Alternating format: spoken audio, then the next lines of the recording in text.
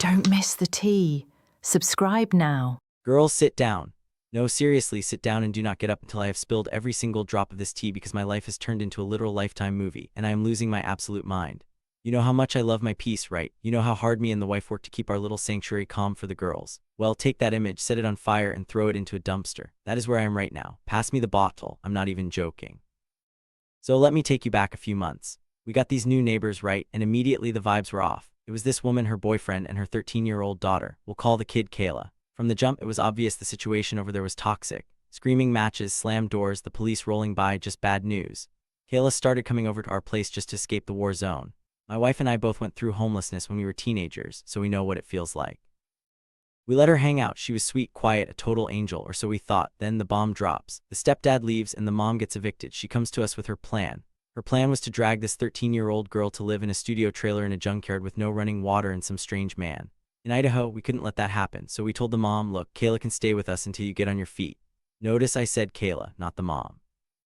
Because frankly, I didn't want that woman's drama under my roof, so the mom takes off. But Kayla is still with us, and this is where the story takes a sharp left turn into hell. When I tell you this girl did a 180 after moving in, I mean she spun her head around like the girl in The Exorcist. Before she moved in, she sold us a dream. She told us, oh, I do everything at home. I clean, I cook, I take care of my cats all by myself.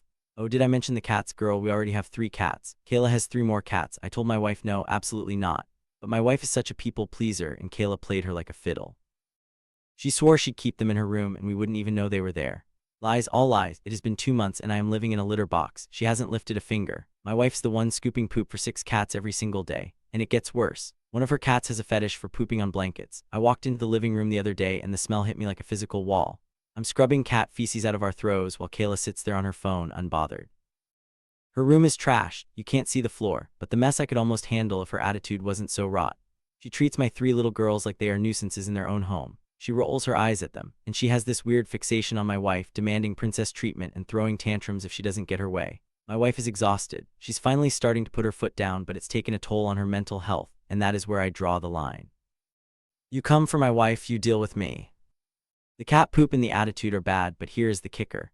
This is the thing that is pushing me over the edge right now. The girl refuses to go to school. Refuses. We have 1 car. We are a family of 5 on a single income. We are pinching pennies. Her school is 10 minutes away, but we cannot afford the gas to drive her 40 minutes round trip every day. There's a perfectly good yellow school bus that stops right near the house. But does Princess Kayla want to ride the bus? No.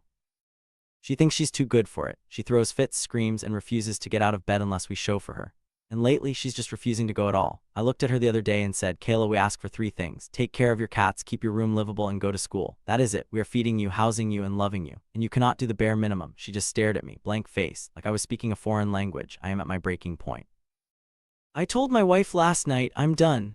I feel like a monster saying it, but I have to prioritize my family. My kids are uncomfortable in their own home. My wife is stressed out cleaning up cat poop and fighting with a teenager who isn't ours. The vibe in the house is miserable. I'm ready to call the mom and say, come get her.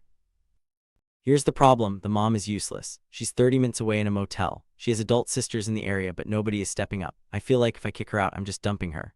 And because of my past, because I know what it's like to be abandoned, the guilt is eating me alive. I don't want to be the villain in her story. I don't want to be the reason she ends up in the system or back in a trailer with no water.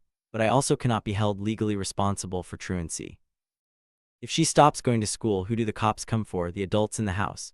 I am not going to jail or paying fines because this girl refuses to get on a bus. I told my wife if she doesn't go to school tomorrow, I'm calling the mom. And if the mom refuses, I don't know what to do. I'm scared to call CPS because the system is broken. But I can't keep setting myself on fire to keep this ungrateful child warm. It's not like I'm asking her to be Cinderella. I just want her to handle her own business, maintain her space, deal with her animals, go to class. It's been 2 months and I feel like I've aged 10 years. We tried to do a good thing, we tried to be heroes, but it feels like we invited a vampire in and she's sucking us dry. So what do? Do I drop her off at her mom's motel? Do I call CPS? Because she cannot stay here if this is how it's going to be. What would you do? Seriously, tell me because I am lost.